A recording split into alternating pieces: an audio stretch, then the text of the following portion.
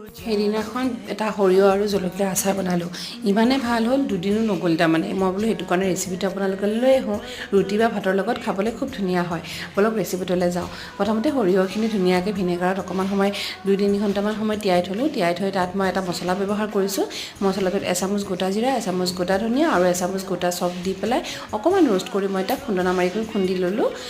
তাৰপিছত তেলটো গৰম কৰি কেৰাহীত মিক্সিত বটি লোৱা যিখিনি আমাৰ বেহৰ আছিলে সৰিয়হখিনি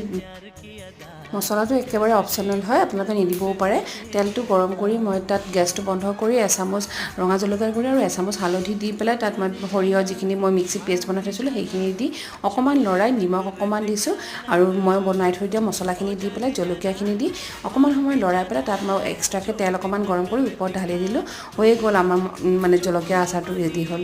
বেছি টাইমেই নালাগে একেবাৰে ইজি হয় আপোনালোকে বনাই চাব আৰু কেনেকুৱা পালে মোক জনাবলৈ নাপাহৰিব থেংক ইউ